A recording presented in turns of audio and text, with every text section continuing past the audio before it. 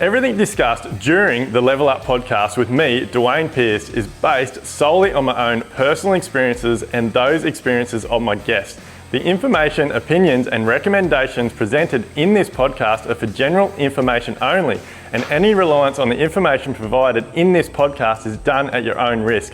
We recommend that you obtain your own professional advice in respect to the topics discussed during this podcast. Move it around, change it up, make it different. Like people seem to get stuck in this idea that, everything's in that spot, so it's got to stay there. But the best bathrooms are made when we move stuff. Hello and welcome to Level Up with Duayne Pearce. My dream is to improve the residential building industry for all involved. Throughout this podcast, we're going to be chatting to all types of industry experts to make sure that builders, tradies and clients all have a fantastic experience.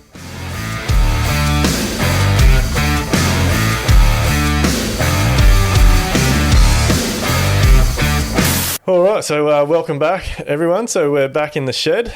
Today we're here with Travis from Sivart Constructions. I've known Travis for a little while now, but he's a top bloke and he's really starting to get on top of his business and get things booming along. So, Travis, I guess let's get started. Tell us a little bit of a background about yourself, how you got in the industry, and basically how you got to where you are today. Sure. Thanks for having me too. Well, I started out obviously like any kid in school, being told, you need to get a job and you need to pick a career. So I liked working with timber, so I decided to have a go at a traineeship through a group training. So I did a few different trades. I got to do tiling, plastering, painting, and then chippy work. And so I thought I'll go with carpentry, give it a go. So I signed up and here I am. So rest is history. Yeah.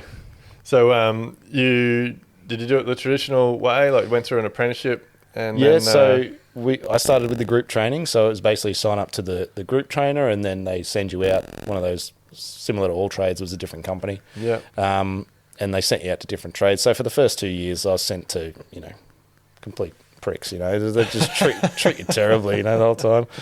It's pretty hard with those training organisations. Like I know back when I had a really large subcontract carpentry company, I used them all the time, and it was great to get bulk labour when you needed it. But from an apprentice point of view, it can be pretty bad, because I've put on tradies that have done their time that way, and because they get chopped and changed around so much, now we put our own apprentices on directly and they go through from start to finish with us. They learn all the concreting, steel tying, carpentry, all that type of thing. But some of those training organisations that have bulk apprentices can definitely, you can come out the other side with not a lot of skills. Would you agree with me? Yeah, there's a few that will get through it great and they'll probably get put to really good builders and carpenters and get a really good learning out of it. Yeah. Others will definitely fall through the cracks. Like I was sort of lucky. For the first 2 years it wasn't great, but for the last two I got to work for an architectural builder.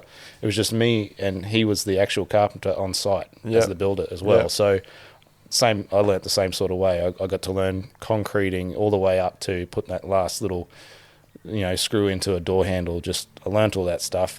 He gave me a lot of responsibility and I had to learn really quickly how to build. So that was lucky for me. But there were a lot of people in the same group training who I know did not get the same level of detail in their learning. They definitely fell through. You think a little bit of that?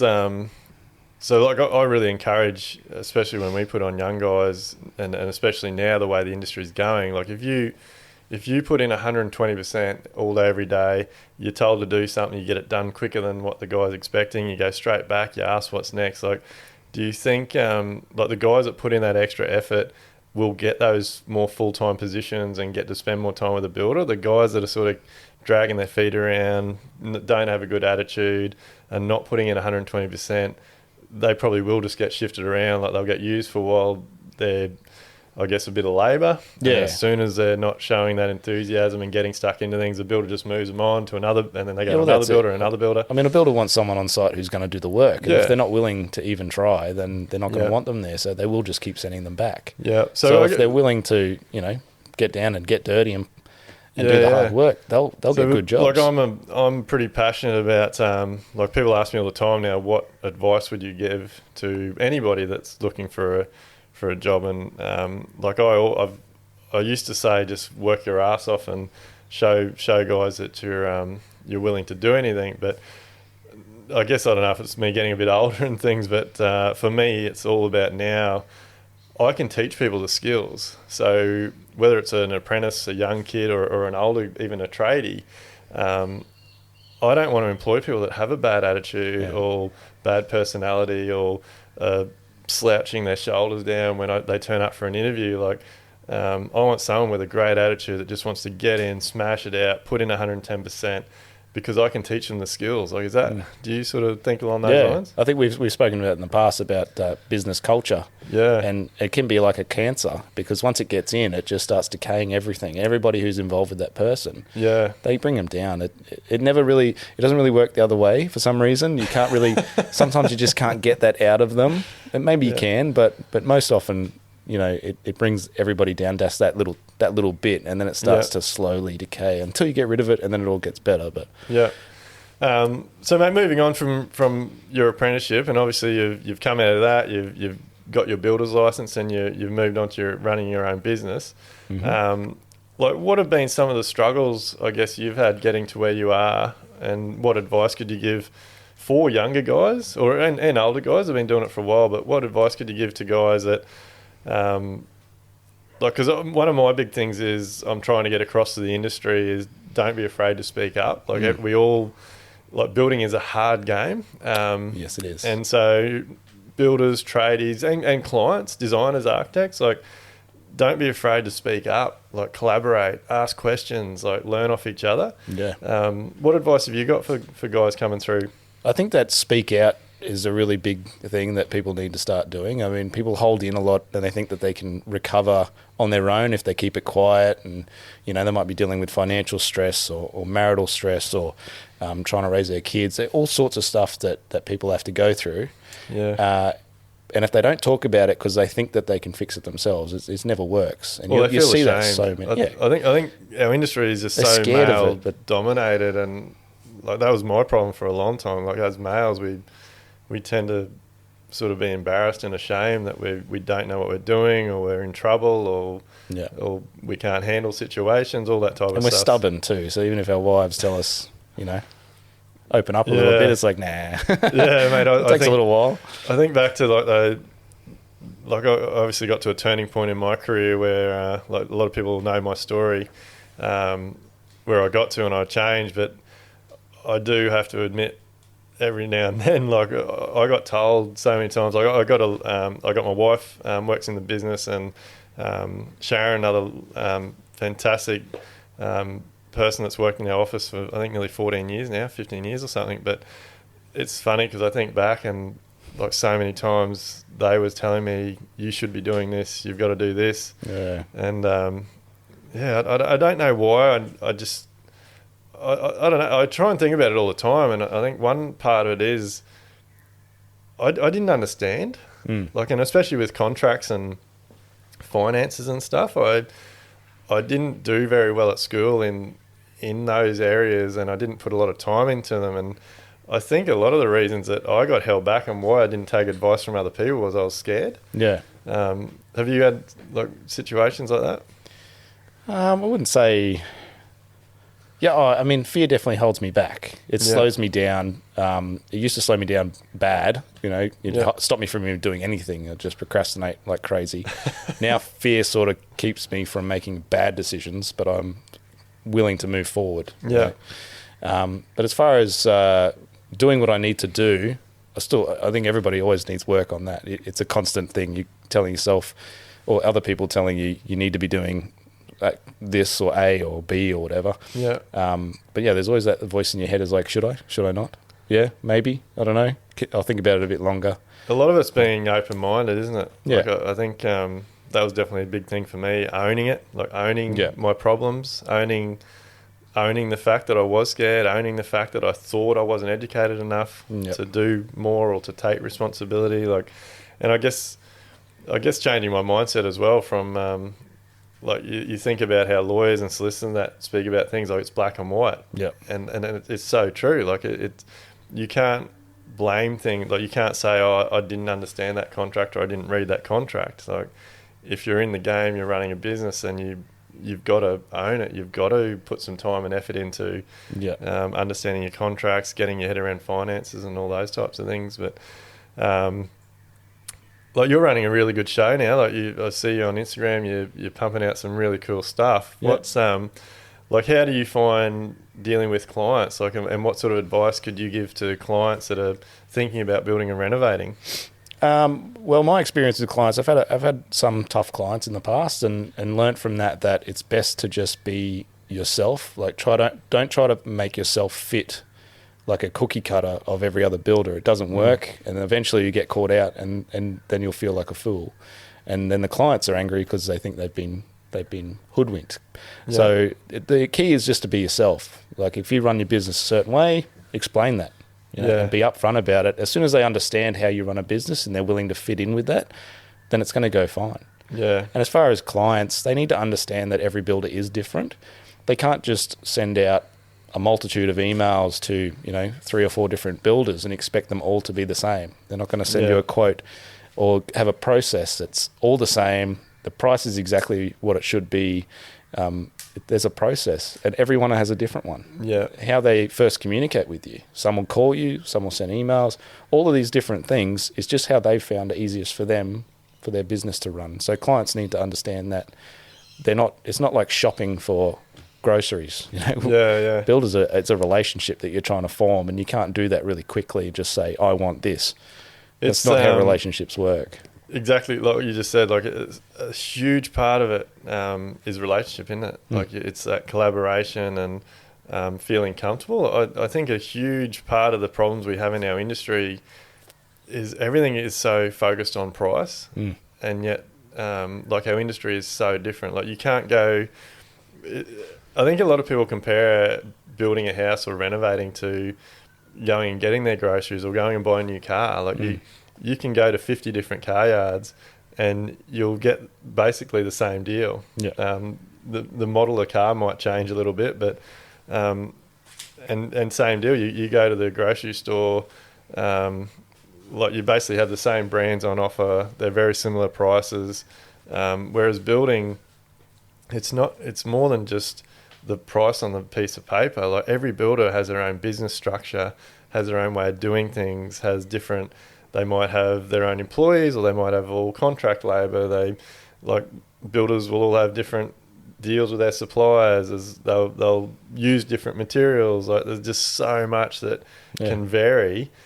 So like a big thing that I'm really passionate about is trying to get across to people. Like this, I guess for builders and clients. Like from a builder's point of view, a relationship is incredibly important and powerful in your business. If you have a fantastic relationship with your client, with the designer, with the architect, with your subbies, all those types of things, it will flow through your business, and your business will be a lot better and comfortable and happier and all those types of things. But from a client point of view, having that relationship with a builder that you can trust and have open communication with and talk through things, and a builder that makes you feel comfortable that it's okay to ask questions, can make or break a job, can't it?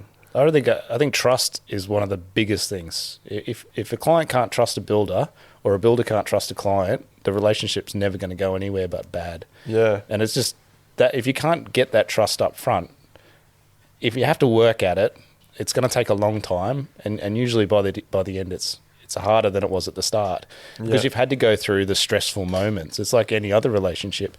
You're going to have your ups and your downs, but if you can trust that at the downs they're going to support you, whether it's one way or the other, then you're going to come out the other side okay. Yeah.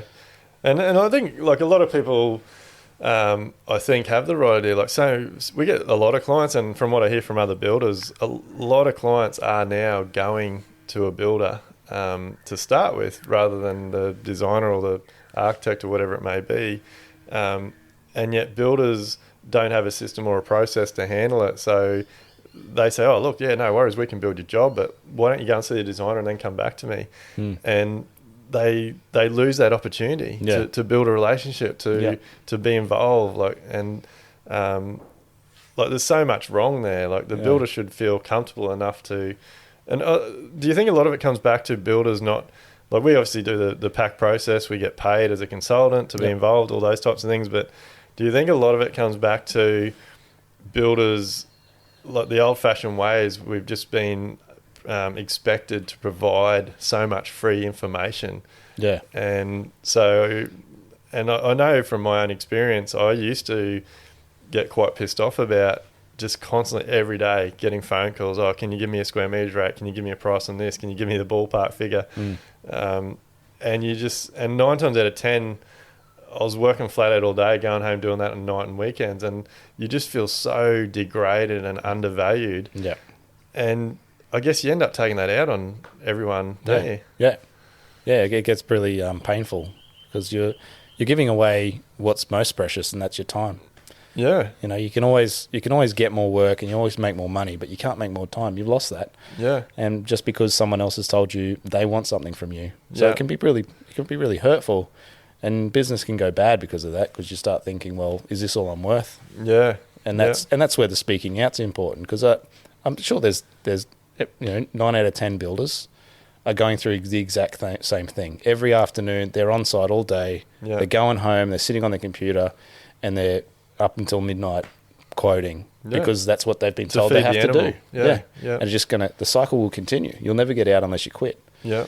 Yeah. And I know plenty of builders who have done that. They got stressed. They realised that they can't deal with it. They haven't had the solution. Yeah. They've probably looked for it but haven't found it yet, and then they've decided to give it in. Yeah. I just like some of the real ancient ways that our industry has is just unbelievable. Like it shits me to tears now. You pull up at a set of traffic lights and you see a builder's ute or a trailer or a trade or whatever, and it's got this free quote, bloody stick it all over it, and I feel like getting out and just ripping it off. Like, I think they think that's a competitive thing. They think, well, if they're giving a free quote, I've got to give a free quote, and then the other guy's got to give a free quote, and that makes them competitive. But that does, again, just put it back down to price, because you're not giving anything as service. You're not giving them something to value. There's no value there if you're giving something away for free. Yeah. Because if it's free, it's worth nothing. Yeah. So straight off the bat, you're setting an expectation with that client. Yeah. Like this quote doesn't actually mean anything to me because I didn't charge you for it. That's what they're saying. My time's not valuable. I just spent 10 weeks or 4 weeks getting a quote together for you, but I don't think anything of it because it's free. Who cares? Yeah. Don't want it. That's how they view it. But it's terrible, isn't it? Yeah. And that's how the client's going to take it. Yeah, and look, I'm definitely on a mission to change that. Like a big part of, as you're aware, Live Life Build, and we do the pack process and things. But I think that it's such a mindset thing. Like I so many of the paths that I went down was simply that at all I'd seen growing up, like being around family members that are tradies and builders, and then doing my apprenticeship, and then like pretty much being told, and like when I started working myself, and then sort of having a bit of a whinge every now and then with another builder or talking to a tradie or something, like everyone would sort of just shrug their shoulders and go, well, that's just the industry, mate, deal with it. Yeah, that's just how it is, yeah. And I sort of got to a point where I was like, stuff that. Like, just because they've done it that way forever doesn't mean I need to do it that way. Yeah, that's it. Because, there's, like, every other profession has sort of come up here and let builders and traders mean... Yeah, the builders are still running like we're in the 80s. Doesn't make sense. Oh, well, 1880s. Yeah. Something like that. It's pretty backwards, but... so, I guess, like, given... like, building's pretty stressful. There's a lot of stuff to deal with, and you have to... Like, builders have to wear so many hats. Like, what do you do to chill out? What do you do to get away from building? I'm very much into my hobbies, so my wife would say that I've got too many, and I chop and change too much. So I sort of go through a progression of different hobbies and enjoy them for as long as I can until I find that the joy of it wears off a little bit. I'll find something else. So at the moment, I'm into full driving and getting ready to go camping. Got a 2-year-old and a 4-year-old, so looking forward to taking them away on a bit of a camping trip for the first time. See how that goes. Yeah, awesome. But I think just being at home. I enjoy just lounging around the house and talking to my wife and just chilling out. So yeah. So on that, like with your when clients contact you, like, do you have something that lets them know an expectation of your working hours and all those types of things? Like a lot of tradies don't so much have something that well, I mean, my business hours are very strict on Google, and whenever you find our information, we have strict 7 to 5 building office hours. Yeah. So outside of that, my phone basically goes dead. I don't answer it. I won't respond to emails until the next morning. Yeah. And that's sort of more self-control than it is, because clients will still try to contact you, which is fine. But yeah, we just, for my own sanity, I had to come up with a way to disconnect from it at the end of the day. So yeah, I sort of just keep to that kind of thing. I might look at the emails. If I've got a bit of spare time, I'll quickly check what's there.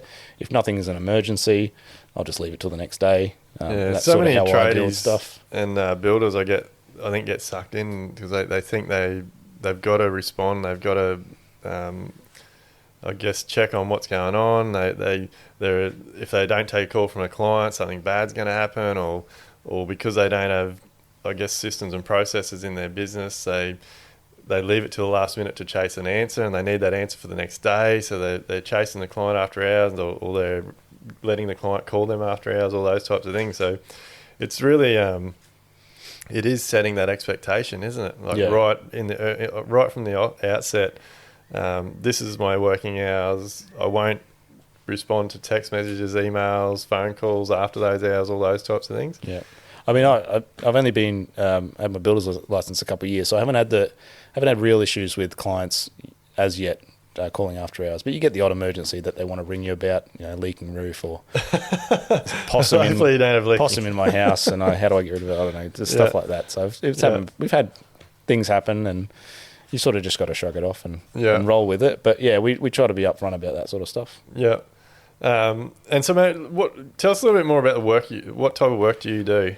So mainly my main work is bathrooms and kitchens. Yeah. So we got a pretty good relationship with a kitchen company in Capalaba. So they give us some work every now and then, and we get them some work as well. So it's quite a good relationship at the moment. But yeah, my background is mainly full renovation work.